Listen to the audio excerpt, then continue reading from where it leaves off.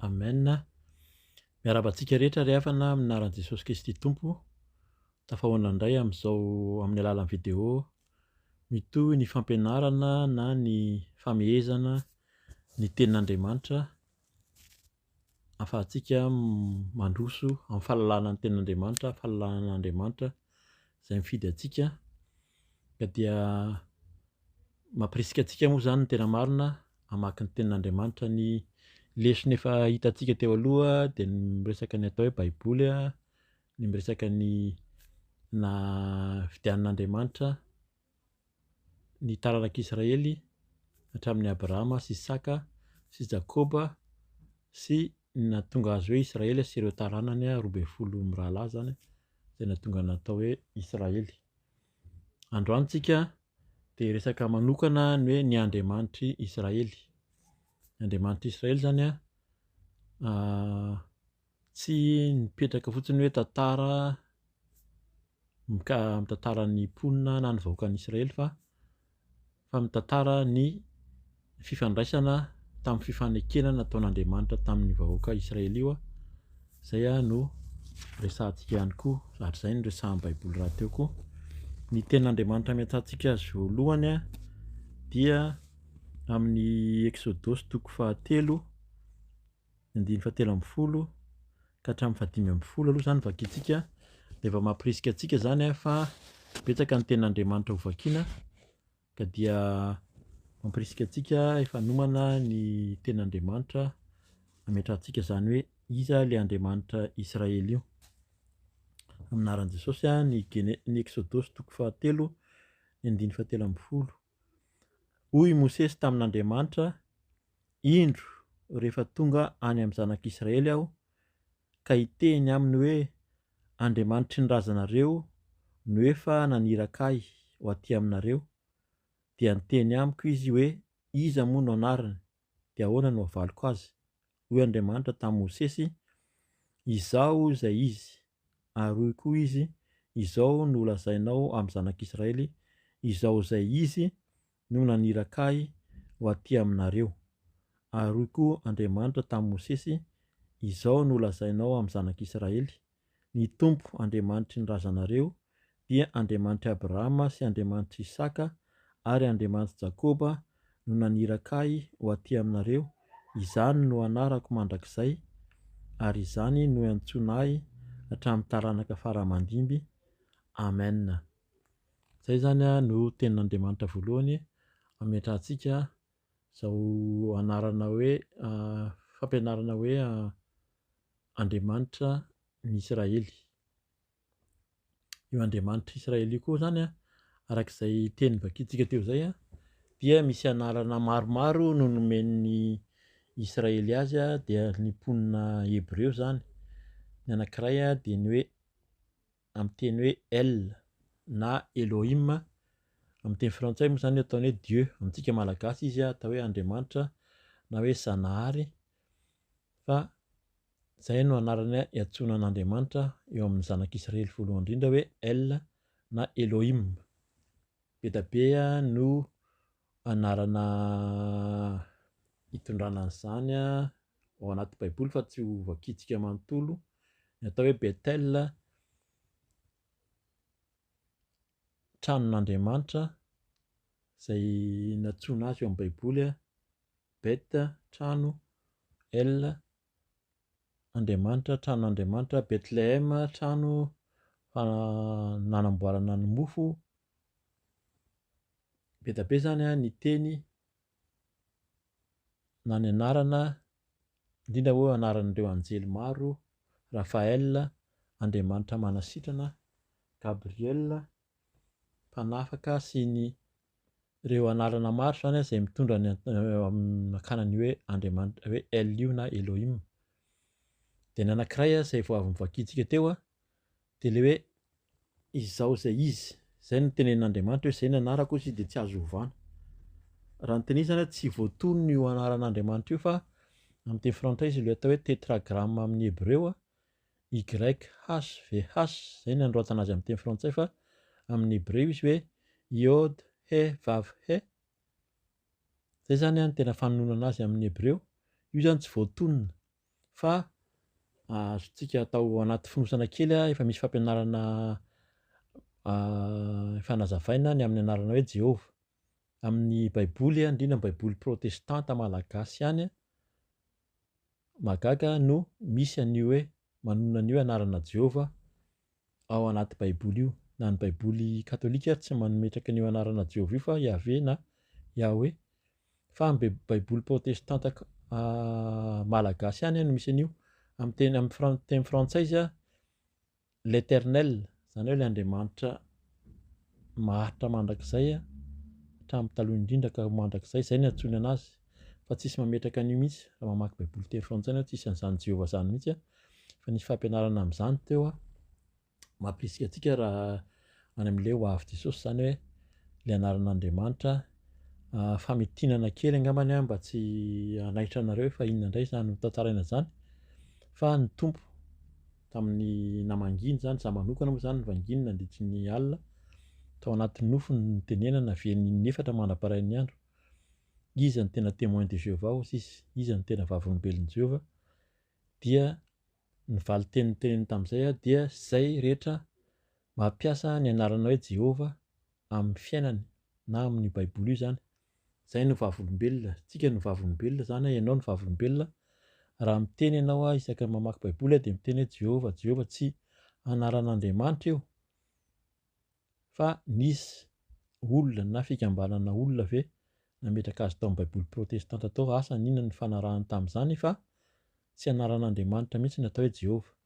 Raha miteny ianao zany hoe Jehova ny anaran'Andriamanitra, tsisy an'izany anaran'Andriamanitra Jehova zany fa napetraka ny foronina olona taty aoriana izy io. Ary raha tena mitenitsika fa ny témoin de Jéhovah dia tsy kristianina, tsy mijoro amin'ny mitory an'i Jesosy Kristy, dia raha isika ary na ianao indray zany no mitonona matetika ny anarana Jehova dia ianao no vavolombelona mihoatra noho ilay témoin de Jéhovah izay heverinao fa tsy mino an'Andriamanitra na tsy mino an'i Jesosy Kristy indrindra indrindra.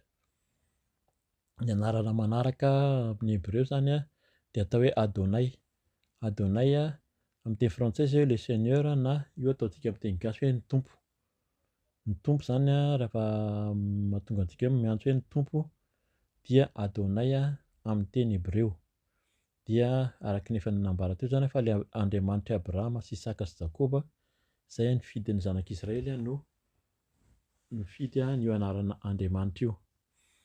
Dia misy anaran'Andriamanitra na fomba fiantsoanan'Andriamanitra maro napetrany zany na nasainy nampitondray ny mpanompony maro, ireo mpaminany sy ireo olona fidiny ny ao amin'ny voalohany vakiantsika dia ny Salamo 120. Amin'ny Salamo 120 no vakiantsika sady ny Salamo 120 ahafantarantsika andininy faharoa hoe ilay Andriamanitra dia ilay naharitra hatramin'izay sy mandrakizay amin'ny anaran'i Jesosy hoe fony tsy mbola ary ny tendrombohitra na voaforonao ny tany sy izao rehetra izao, dia Andriamanitra ianao hatramin'ny taloha indrindra ka ho mandrakizay. Amen. Izay zany ilay Andriamanitra voalohany koa iantsonana azy ihany koa na nisehon'Andriamanitra ihany koa dia ny raisintsika indray ny amin'ny Isaia 12:20. Izay milaza hoe ilay Andriamanitra namorona ny tany sy izay rehetra ho aminy koa, ny olona rehetra ho aminy zany, ao amin'ny Isaia 12:20, ny andininy 5 vakina amin'ny anaran'i Jesosy. Izao no lazain'ny Tompo Andriamanitra izay nahary ny lanitra sy nanenjana azy, izay namelatra ny tany sy ny vokatra avy aminy, izay manome fofinaina ny mponina ao aminy sy fanahy ho an'izay mandeha eo aminy. Amen. Izay zany ilay Andriamanitra namorona ny tany sy izay rehetra eo aminy. Izay koa iantsonan'Andriamanitra koa. Misy amin'ny Isaia 5:20 ilay Andriamanitra tokana. Vakitsika amin'ny anaran'i Jesosy Isaia 5:20 amin'ny anaran'i Jesosy hoe izao ny Tompo, fa tsy misy hafa, tsy misy Andriamanitra fa tsy izao. Efa nampisikina anao aho kanefa tsy nahafantatra ahy ianao. Amen. Izay zany tsisy andriamanitra afa-tsy Andriamanitra io ihany, Andriamanitra tokana. Zay ilay Andriamanitra, anaran'Andriamanitra koa zany izay Andriamanitra Israely moa zany resahantsika eto, fa io Andriamanitra izay niraisintsika kristianina koa satria tsika dia anisan'ny mpandova miaraka amin'ny zanak'Israely. Misy ny Andriamanitra izay tsy mankasitraka ny fanao ratsy. Andriamanitra tsy mankasitraka ny fanao ratsy. Amin'ny Isaia 7:20 no raisintsika, 2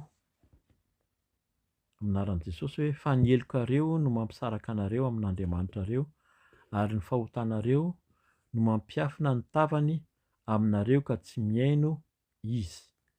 Zay zany ilay Andriamanitra izay tsy tia ny fanao ratsy. Dia toy izantsika ihany izy indray ilay Andriamanitra ao amin'ny Jeremia 1:20, Andriamanitra mitsara. Io zany io misy amin'izao fotoana izao araka ny ambara matetika koa, fa hoe ao anatin'ny fahasoavana tsika miaraka amin'ny Jesosy dia tsy mitsara intsony Andriamanitra. Fa Andriamanitra ohatra izy tsy miova hatramin'ny taloha mandrakizay, fa mitsara koa izy io arakaraky ny fanarahantsika azy koa zany. Vakiantsika ny Jeremia 1:20 aminaran'i Jesosy manao hoe: Jeremia 1:20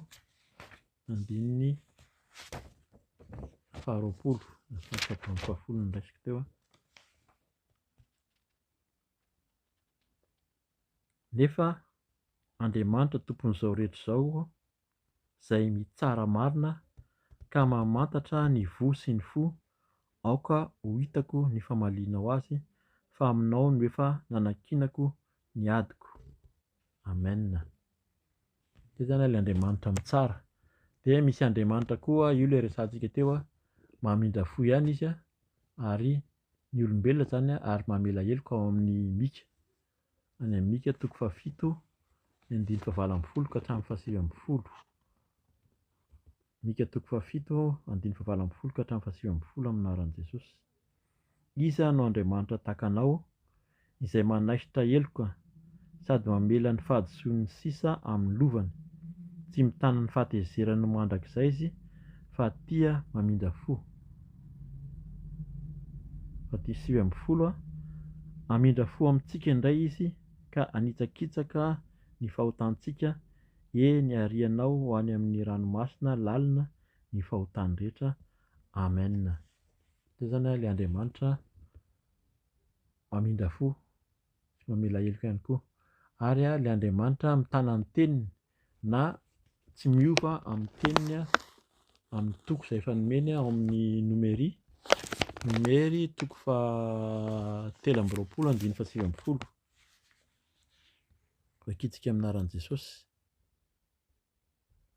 Andriamanitra tsy mba olona ka handainga, na zanak'olombelona ka hanenina.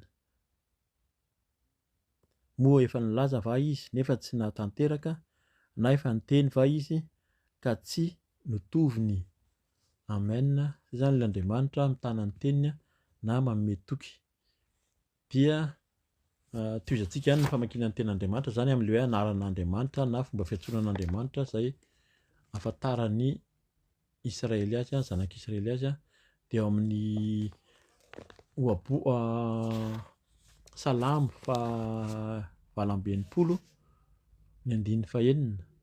Andriamanitra izay mikarakara ny mahantra, ny malemy, ny sahirana zany. Salamo 2:1 aminaran'ny azafady aminaran'i Jesosy: rainy kamboty sy mpanome rariny ny mpitondra tena, Andriamanitra ao amin'ny fonenany masina. Amen. Dia ilay Andriamanitra velona, io zany anaran'Andriamanitra koa tononontsika. Aharontsika izay ilay hoe rehefa mivavaka, raha mahafantatra ilay ten'Andriamanitra antsika dia fantatsika ilay Andriamanitra ivavahantsika. Dia ilay Andriamanitra ivavahantsika koa dia Andriamanitra velona. Ao amin'ny Jeremia 10:20. Andriamanitra velona aminaran'i Jesosy hoe: fa ny Tompo no Andriamanitra marina, eny, izy no Andriamanitra velona sy mpanjaka mandrakizay, izay mampiororo ny tany amin'ny fahatezerany ka tsy tanty ny firenena ny fahavinirana. Izay zany ilay Andriamanitra io dia ao amin'ny Andriamanitra zay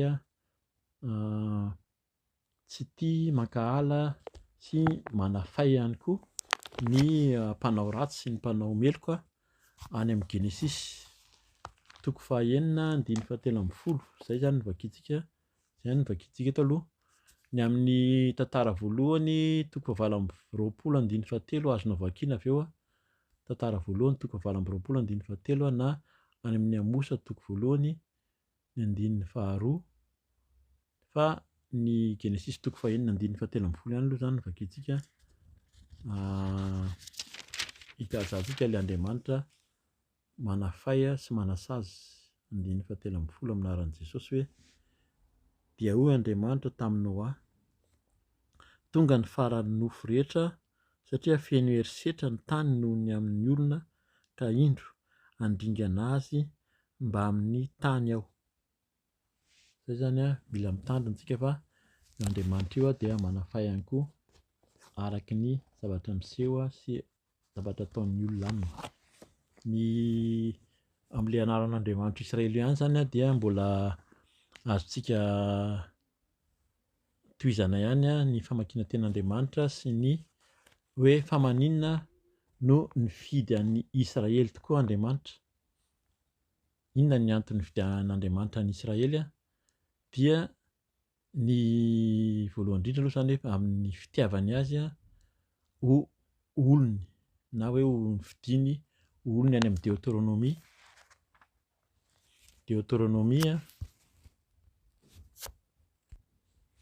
Deutéronomie toko 9 vakiana amin'ny anaran'i Jesosy.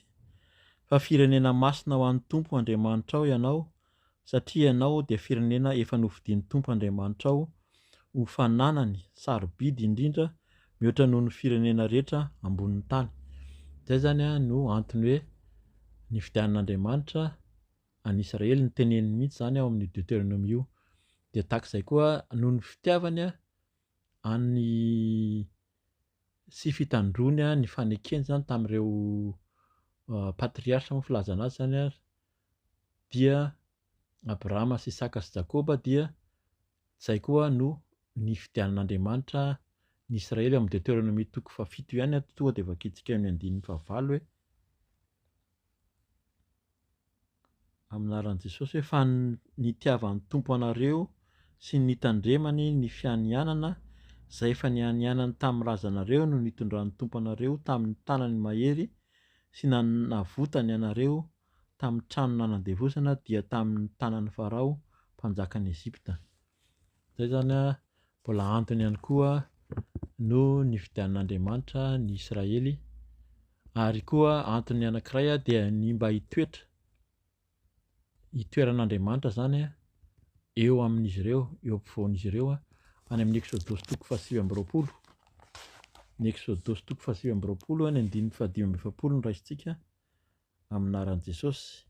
Onona eo amin'ny zanak'Israely aho ka ho andriamaniny ary ho fantany fa izao no Tompo Andriamaniny izay nitondra azy nivoaka avy tany Ezipta mba honenako eo aminy izao ny Tompo Andriamaniny.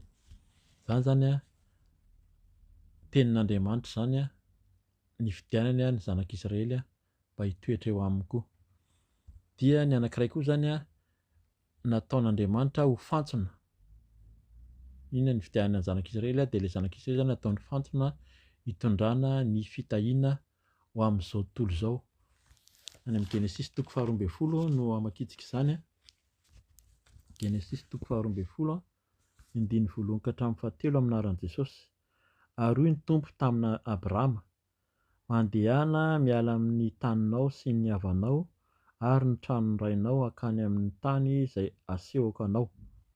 Hahatonga anao firenena lehibe aho sady hitahy anao sy hahay lehibe ny anaranao. Ho fitahiana tokoa ianao, hitahy izay manisy soa anao aho fa hanozona izay manozona anao. Aminao no hitahiana ny firenena rehetra ambonin'ny tany. Amen. Zany no antony fidian'Andriamanitra koa ny zanak'Israely ataony fantsona hitondra ny fitahiana manerana ny tany.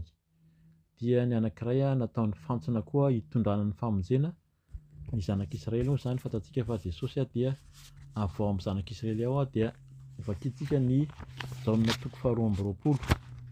Any amin'ny jaonina toko faharoa amby roapolo, toko fahaefatra azafady, ny andininy faharoa amby roapolo. Jaonina toko fahaefatra, andininy faharoa amby roapolo. Ny amin'ny andininy faharoa amby roapolo ihany dia manazava azy fa hovakiako hatramin'ny andininy fahaenina amby roapolo hamporisika antsika zany maha kristianina antsika manaraka an'i Jesosy Kristy antsika. Vakiana amin'ny anaran'i Jesosy. Ianareo dia mivavaka amin'izay tsy fantatrareo, izahay kosa dia mivavaka amin'izay fantatray satria avy amin'ny Jiosy ny famonjena. Fa avy ny fotoana sady tonga ankehitriny raha ny tena mpivavaka hivavaka amin'ny ray amin'ny fanahy sy ny fahamarinana satria ny ray dia mitady ny mpivavaka aminy ho tahaka izany. Andriamanitra dia fanahy ary izay mivavaka aminy dia tsy maintsy mivavaka amin'ny fanahy sy ny fahamarinana. Dia hoy raha vehivavy taminy fantatro fa ho avy ny Mesia ilay atao hoe Kristy, koa rehefa tonga izy dia ambarany amintsika ny zavatra rehetra. Hoy Jesosy taminy, izao izay miresaka aminao noho izy. Amen. Fanontaniana mipetraka ihany koa zany dia hoe fa maninona Andriamanitra no nanome ny atao hoe tany Kanana ho an'ny zanak'Israely. Fa maninona izy no nanome ilay tany Kanana ho an'ny zanak'Israely, fa araky ny antsoina an'i Abrahama zany raha niala tany amin'ny tanin'ny razana izy. Dia hoy izy hoe noho ny ditran'ireo mponina izay mipetraka teo amin'ny tany Kanana teo zany.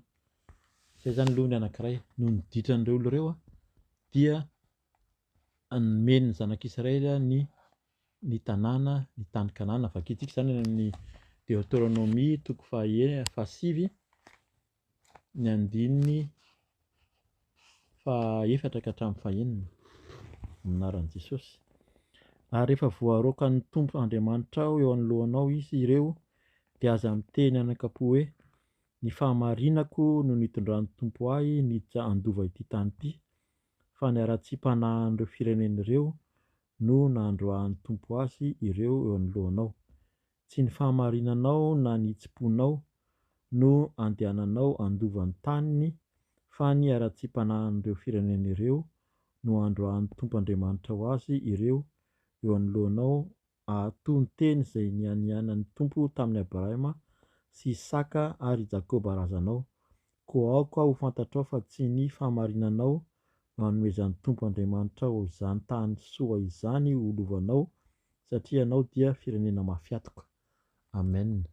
Izay zany ny anankiray nanomezan'Andriamanitra ny hoe ny tany Kanana ho an'ny zanak'Israely. Dia ny anankiray ihany koa dia noho ireo fomba fanompoan-tsampy sy fomba fanao ratsy izay nataon'ireo olona ireo teo zany tao amin'ny tany Kanana no nividian'Andriamanitra, nanomezan'Andriamanitra ny zanak'Israely azy. Hitantsika izany any amin'ny Deutéronomie toko fahavalo amby folo andininy faharoa amby folo. Deutéronomie toko fahavalo amby folo andininy faharoa amby folo. Azontsika vakiana hatramin'ny fahasivy ka hatramin'ny fahatelo amby folo amin'ny anaran'i Jesosy. Rehefa tonga any amin'ny tany izay nomen'ny Tompo Andriamanitra anao ianao dia aza mianatra manao araka ny fahavetavetana ataon'ireo firenena ireo. Aoka tsisy eo aminao izay mampandeha ny zanany lahy na ny zanany vavy hamakivaky afo, na mpiskidy, na mpanandro, na mpanao skidy, na mpitahiry ody, na manao azy ho masim-bava, na mpanadina amin'ny olona, izay mpiantso ny fanahiny maty, na mpiskidy, na mpila hevitra amin'ny maty.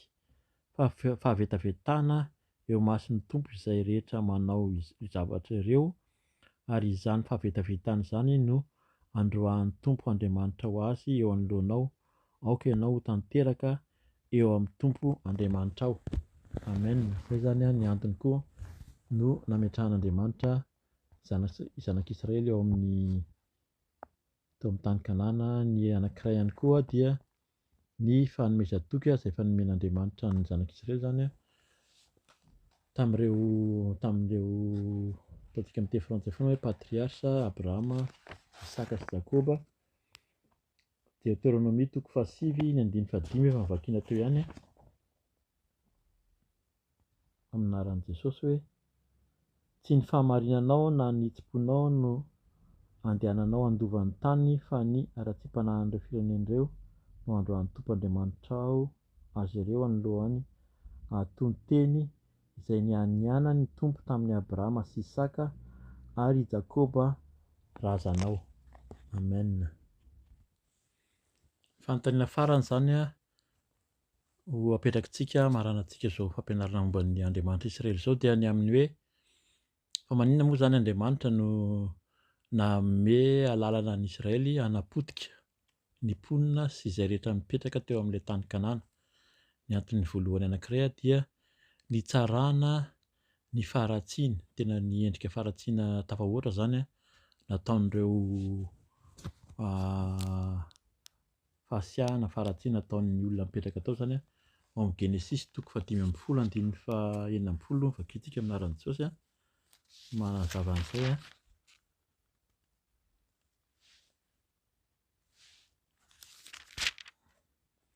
vakitsika 5:7 amin'izay mazavazava koa amin'ny anaran'i Jesosy. Ary hoy ny Tompo tamin'ny Abrahama, aoka ho fantatrao marina fa ho vahiny any amin'ny tany izay tsy azy ny taranakao, ary hanompo ny olona any ka ampahoriana 700 taona izy. Fa izany firenena izany kosa izay hotompony dia ho tsaraiko, ary rehefa afaka izany dia hiala avy any mitondra fahalalana be dia be ny taranakao, nefa ianao kosa ho any amin'ny razanao amin'ny fiadanana ho trantranty indrindra ianao vao hody mandry. Fa amin'ny andron'ny zafiafy dia hiverina aty izy ireo satria mbola tsy feno ny heliky ny Amorita hatramin'izao. Izay zany ny antony anankiray nampirisihan'Andriamanitra napotika ny tany Kanana. Ny faharoa dia ny tsy ianaran'ny zanak'Israely ny fomba sy ny fanao izay tsy araka ny sitrapon'Andriamanitra mihitsy zany teo amin'ireo tany izay nomen'Andriamanitra azy zany ao amin'ny Deutéronomie 20. Deutéronomie 20 ny andininy 40 ka hatramin'ny 70 no vakitsika amin'ny anaran'i Jesosy. Fa ny tanànan'ireto firenena ireto kosa izay omen'ny Tompoandriamanitra ho lovanao dia aza asiana miangana izay olona rehetra ao, atao zavatra voahozona avokoa ireo dia ny Hetita, ny Amorita, ny Kananita, ny Perizita, ny Hivita sy ny Jebosita, arak'izay nandidin'ny Tompo Andriamanitra anao. Izany dia mba tsy ampianarany anareo ny fahavetavetany rehetra izay nataony tamin'ireo andriamaniny ka tsy ataonareo amin'ny Tompo Andriamanitrareo. Amen. Tena Andriamanitra farany zany anazavantsika an'izay ny amin'ny hoe nanapotehana ny mponina sy izay rehetra tao amin'ny tany Kanana tao dia ao amin'ny Deutéronomie 7:2-4 ny mba tsy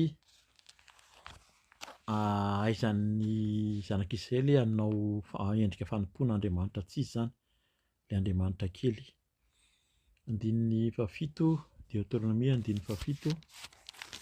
7 azafady 1 ka hatramin'ny 4 anaran'i Jesosy. Rehefa hitan'ny Tompo Andriamanitra ianao ka tafiditra amin'ny tany izay efa nidiranao holovana dia firenena maro izay firenena 7 lehibe sy mahery noho ianao no voarokany hiala eo anoloanao: ny Hetita, ny Girgasita, ny Amorita, ny Kananita, ny Perizita, ny Hivita ary ny Jebosita. Ary rehefa voatolotry ny Tompo Andriamanitra eo anoloanao ireny ka resinao dia ataovy ho zavatra voahozona mihitsy izy ireny, fa aza manao fanekena aminy na mamindra fo aminy. 7 aza mifanambady anaka aminy ny zanakao vavy dia tsy omenao ho vadin'ny zanany lahy, ary ny zanany vavy dia tsy ho alainao ho vadin'ny zanakao lahy, fa ampiala ny zanakao lahy amin'ny fanarahana ahy izy mba hanompoany andriamanitra hafa, dia hirehitra aminareo ny fahatezeran'ny Tompo ka handinganana anao vetivety izy. ka handingana hanao vetivety izy. Amen. Zay zany ny fampianarana fohy na fanomezana fohy ny tenin'Andriamanitra izay mitantarana hoe iza ilay Andriamanitra ny Israely ka dia misaotra ny Tompo isika amin'izany fampianarana izany. Ny voninahitra ho an'Andriamanitra irery ihany raha sitrapon'ny Tompo izany dia amin'ny manaraka toizantsika ny fanambarana sy ny fanomezana ny Baiboly na ny tenin'Andriamanitra. Manao voainomanao amin'ny anaran'i Jesosy. Alleluia. Amen.